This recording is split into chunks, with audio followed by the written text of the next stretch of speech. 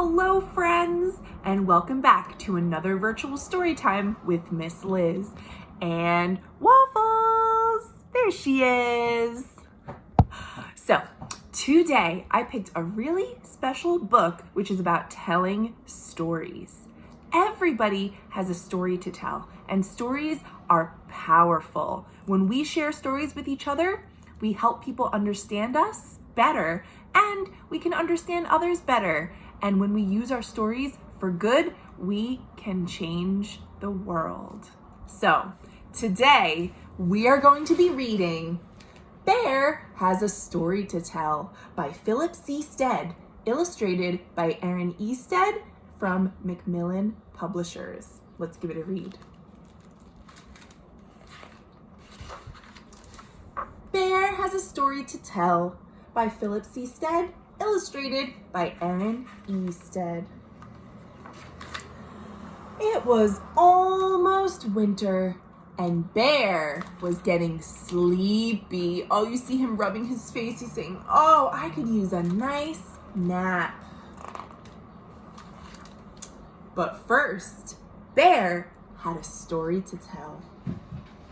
"Mouse, would you like to hear a story?" asked Bear with a yawn. "I'm sorry, Bear," said Mouse, "but it's almost winter and I have many seeds to gather." Bear helped Mouse find seeds on the forest floor. Look, they're making a nice pile of seeds. Isn't that nice?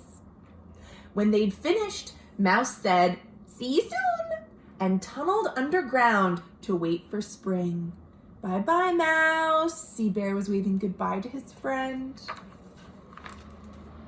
Bear took slow, sleepy steps through the forest, and fallen leaves crunched under his feet.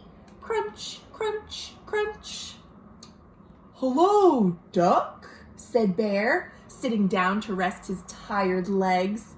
"Would you like to hear a story?" "I'm sorry, Bear," said Duck, "but it's almost winter, and I am getting ready to fly south." Ducks and many other birds fly away to where it's warmer in the cold weather. That does happen. "Oh, I will miss you, Duck," said Bear. He raised his paw to check the direction of the wind. Oh, you can see some wind right now blowing the pages of my book from outside. Wow. "I will miss you too," said Duck, and off he flew. "Goodbye, Duck." There Bear is waving goodbye to his friend.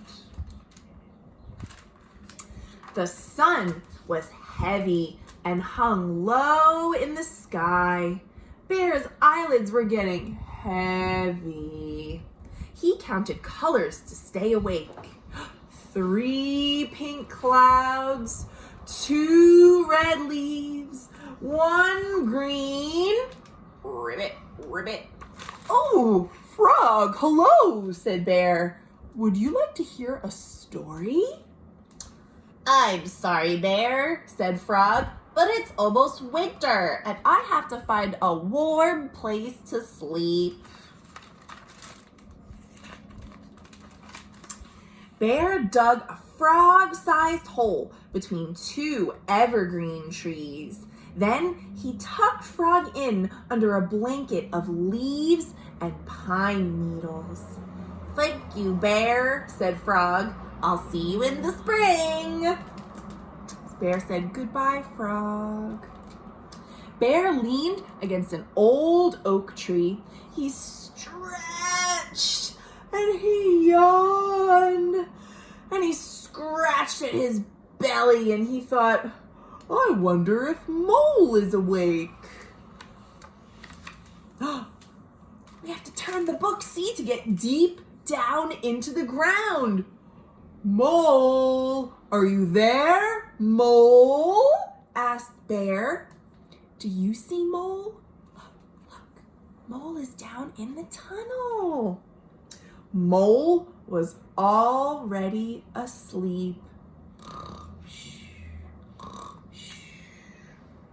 "Good night, Mole," said Bear with a sigh.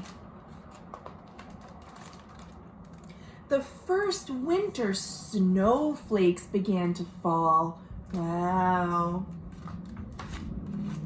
Many months passed, and the sun returned. See, Bear was sleeping through the whole winter. The sun melted the snow, and it woke the trees. Bear rolled out onto the green grass. "It's spring," he said. "Now I can tell my story." He wanted to tell his story to all his friends. But first, Bear brought Mouse an acorn. "Thank you, Bear." Mouse was hungry after a long winter. "Welcome home, Duck," called Bear. "You must be tired from your journey." Bear showed Duck a shady mud puddle he'd found. "Ooh, looks fun." Bear placed Frog in the sunshine until he was warm and awake. Frog opened one eye and then the other. "Good morning," said Bear. Bear and Mouse and Duck and Frog waited all day for Mole to wake up. And finally, Mole poked his nose out in the moonlight. "Mole," said Bear, "would you like to hear a story?" Bear gathered all his friends. He sat up straight. He cleared his throat. He puffed out his chest. And with all of his friends listening, Bear could not remember the story that he had been waiting to tell. "Oh, it was such a good story," he said, hanging his head. "But winter is a very long time for a bear to remember." And all the friends sat together for a quiet minute. Then Mouse said, "Maybe your story is about a bear." And Duck said, "Maybe your story is about the busy time just before winter." And Frog said, "I think there should be other characters too." "Like a mole," said Mole, "and a mouse, and a duck, and a frog. It's just like all of the friends here. A bear, a mouse, a frog, a duck, and a mole." So Bear sat up straight again. He cleared his throat. He puffed out his chest. And he began his story with, "It was almost winter, and Bear was getting sleepy."